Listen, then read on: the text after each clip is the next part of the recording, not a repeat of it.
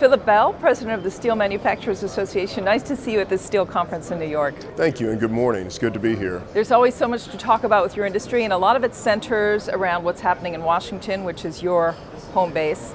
Let's tackle trade first. There's been a lot of trade actions in recent years regarding steel. How would you describe the pulse of activity right now? Well, I think that you've seen some success in the U.S. with recent trade cases, but there's still that gnawing feeling that the trade case victories don't truly reflect the amount of dumping, subsidies, and circumvention taking place. So in the U.S., we're still in an environment where we're looking for other solutions to help support those trade case victories, and hence that's causing a lot of friction globally among trading partners. So would that include the Section 232 investigation? Yeah, it absolutely would. The President recently asked the Commerce Secretary to initiate a 232 investigation, and there should be a report forthcoming very soon to see what are the national security implications of unfair trade, dumping, subsidies, circumvention on the U.S. steel industry. If it doesn't go as you'd like, are there other avenues of action DC can take? What else can be done, really? This is an ongoing problem with dumping, and this is not new for the industry. So why haven't we seen perhaps more aggressive moves before now? Well, that's a very good question, because what's important is even with trade case victories, you need strong enforcement.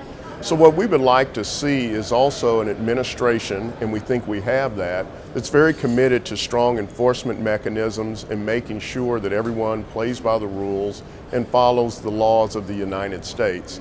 Also, at the end of the day, the successful steel companies are going to be those who can safely, efficiently, and properly and sustainably produce steel, no matter what kind of trade environment, regulatory environment, or legal environment exists. And the demand in the U.S. is a little skewed by these issues, as well as overcapacity, which affects pricing too. Oh, absolutely. Because one of the things that goes underreported is even if you have trade case victories, say against a country like China, China can still use its semi-finished steel products, such as slabs and billets, send them to other countries, and then those countries just continue to do the dumping. And so what we need to do is look at ways to stop transshipment and to stop this kind of backdoor way that Chinese imports can get into the United States. Why is it important for the U.S. to have a stake in the steelmaking industry?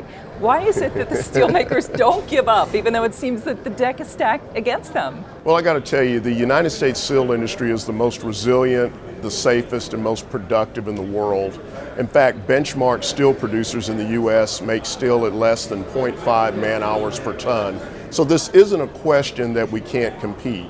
We're the safest, we're the most efficient, and we're extremely competitive.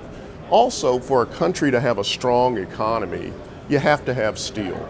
Steel is ubiquitous in almost everything we do, and it's very important for your national security and also just for the psyche of your country to know that its steel industry is robust and strong, that your infrastructure is being rebuilt and maintained, and that new technologies such as wind technology or even energy distribution systems are being done with steel that's produced domestically.